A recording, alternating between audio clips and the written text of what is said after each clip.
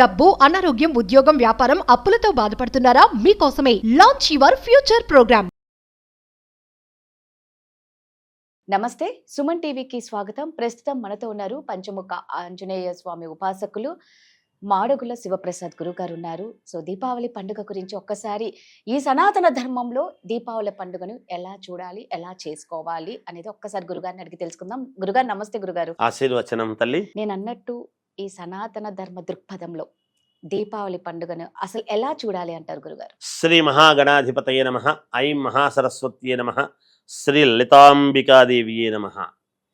దీపావళి పండుగ మన సనాతన ధర్మములో మనము చేసుకునేటువంటి విధానములో, మనము ఆచరించేటువంటి పద్ధతులలో దీనికి ఎందుకంత ప్రాధాన్యత ఎందుకు వచ్చింది?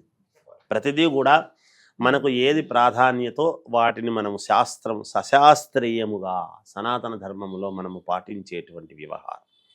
ఎందుకు? ధూప దీప నైవేద్యాలు అమ్మవారికి, పంచోపచారాలు అని ఉంటాయి, అభిషేకము, ఇలా అన్నీ. వాటిల్లో ఈ దీపావళి అనేటువంటి పండుగ, దీపము ఆవళి అంటే వరుస, దీపావళి ఎందుకు దీపాలు వెలిగించుకోవాల్సినటువంటి అవసరము, ఆవశ్యకత వచ్చింది? నరకాసురుడు, అసురుడు అనేటువంటి రాక్షసుడు ప్రజలను పీడిస్తూ భయభ్రాంతులకు గురి చేసి ప్రతి వాళ్ళను చాలా ఇబ్బందులు పెడుతూ ఉండేటువంటి సమయాన ప్రజలందరూ ఎవరికి చెప్పుకుంటారు? పరిపాలించేటువంటి రాజుకే కదా. ఎవరి దగ్గరికి వెళ్ళాలి వాళ్ళు? ఇప్పుడు మన దగ్గర పనిచేసేవాడికి కష్టం వస్తే తన యజమాని దగ్గరికి చెప్పుకుంటాడు, నాకు ఈ కష్టం వచ్చింది. యజమాని ఏం చేస్తాడు? సహృదయుడైతే నేను కాపాడతానని కాపాడాలి, అంతే కదా.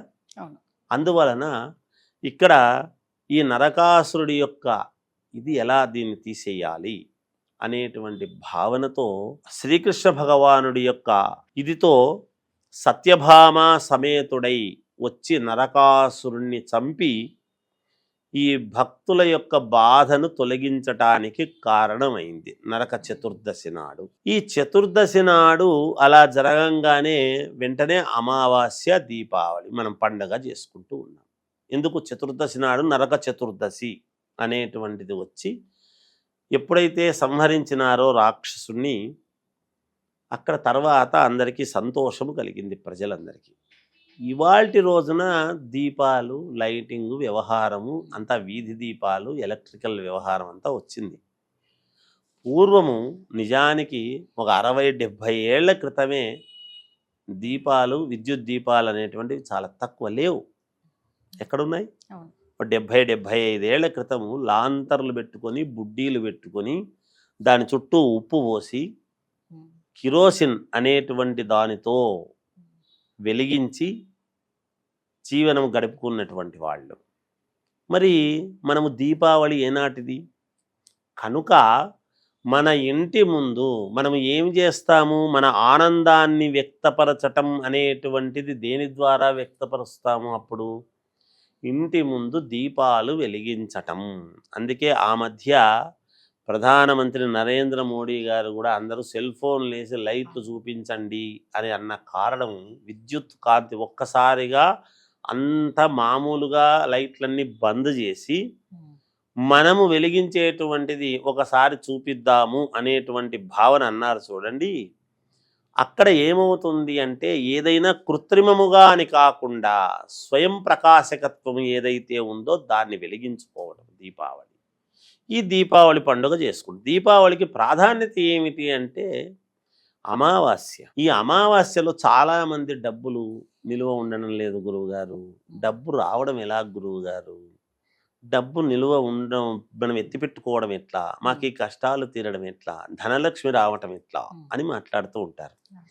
ఈ దీపావళి పండుగ చాలా అత్యంత కీలకమైనటువంటి పండుగ ప్రతి వ్యాపారస్తుడికి కూడా.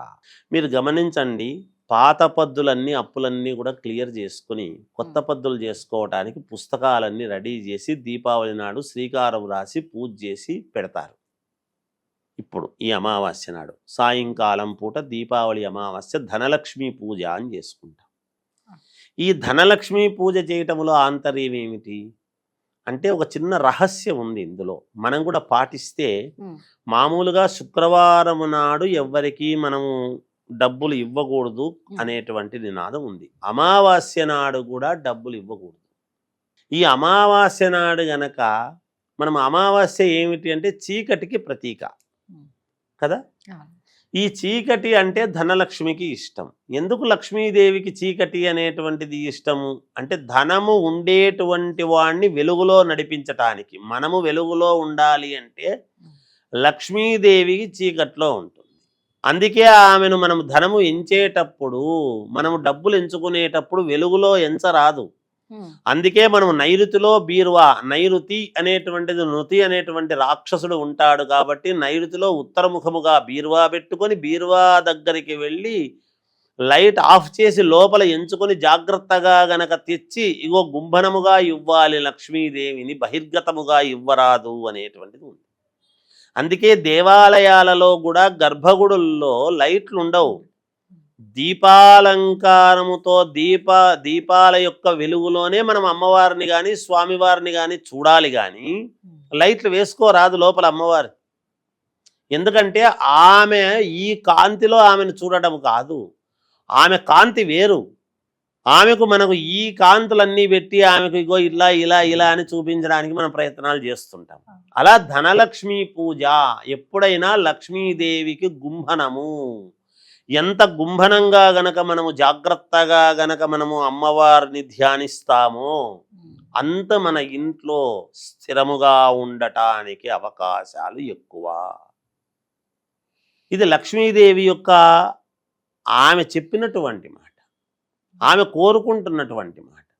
అందుకే రాత్రి దీపాలు పెట్టి రాత్రిపూట నరకాసురుడి యొక్క ఇది ఎప్పుడైతే నరక చతుర్దశి అనేటువంటిది ఇది జరిగిందో, అమావాస్యకు ముందు, అమావాస్యకు చంద్రుడు ఉండడు, చీకట్లోనే కదా చేసినారు, చీకట్లోనే కదా యుద్ధం జరిగి సంహరించడం జరిగింది. చీకటికి ఇష్టము కాబట్టే కదా. సత్యభామ ఒక రకంగా ఎవరు? ఇక్కడ శ్రీకృష్ణుడు సత్యభామ అని చెప్తున్నాడు, శ్రీ విష్ణు స్వరూపమే కదా, ఒక రకంగా లక్ష్మీదేవియే సత్యభామ. కాబట్టి ఇక్కడ మనం ధనలక్ష్మి పూజ అని చేసుకోవటంలో కూడా, అందుకే ఆ రోజు ఎక్కడా వ్యాపారం ఎవరిని కూడా రానియకుండా, మీరు వ్యాపారస్తులు కూడా చూడండి చాలా చోట్ల గల్లాపెట్టె లోపలికి పెట్టి గల్లాపెట్టెలో లోపల ఎంచి బయటికి ఇస్తారు. అందుకే వాళ్ళ వ్యాపారాలు అత్యంత అద్భుతముగా జరగడానికి గల కారణం. నిజమే మీరు చెప్పినట్టు, వాళ్ళు బయట మీరు బాగా గమనించండి అమ్మా, బయట ఎంచరు ఎవరు కూడా. ఎక్కడైనా కూడా బ్యాంకుల్లో కూడా ఒక గ్లాస్ అనేది అడ్డం పెట్టి లోపల ఎంచి ఇదిగోండి అని తీసుకోండి అని ఇస్తారు. ఇలా ఇస్తారు ఇచ్చేటప్పుడు, ఇలానో ఇస్తారు. ఆ లోపల ఎంచాలి ఎప్పుడు కూడా.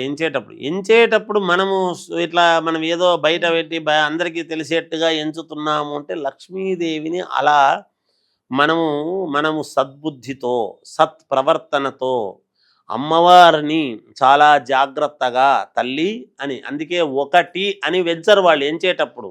లాభం 2 3 4 5 6 7 8 9 10 ఒకటి బదులు లాభం, లాభం అనేటువంటి పదము వాడి ఎంచడం అనేటువంటిది జరుగుతుంది. ఇలా జరిగితే రైతులు ధాన్యము కొలిచేటప్పుడు కూడా, ధాన్యలక్ష్మిని కొలిచేటప్పుడు కూడా లాభం అని ఒక సేరు ముందు పోస్తారు. ఇది శాస్త్రాలలో ఉంది, చాలామందికి తెలుసు. ఇప్పుడున్నటువంటి యువతకు ఈ మధ్య వాళ్లకు తెలియక ఇది గనక పాటిస్తే, మనము ఇంట్లో బెడ్రూములో ఎప్పుడైతే మనం బీరువా పెట్టుకున్నామో అక్కడ లైట్ ఆఫ్ చేసి డబ్బులు ఎంచుకొని జాగ్రత్తగా లోపల పెట్టుకుంటున్నారో లక్ష్మీదేవి స్థిరముగా ఉంటుంది. లక్ష్మీ పూజ చేసుకునేటువంటి విధానము ఇదిగో ఇది అని చెప్పినారు శాస్త్రంలో. ఇది దీపావళి యొక్క రహస్యం. చాలా చక్కగా చెప్పారు గురుగారు. గురుగారు చెప్పినట్లు మన దగ్గర లక్ష్మీదేవి స్థిరంగా ఉండాలన్నా, మన వ్యాపారం అభివృద్ధి చెందాలన్నా గురుగారు చెప్పినట్లు చేస్తే ఖచ్చితంగా చెందుతుంది. ధన్యవాదాలు గురుగారు. జయోస్తు.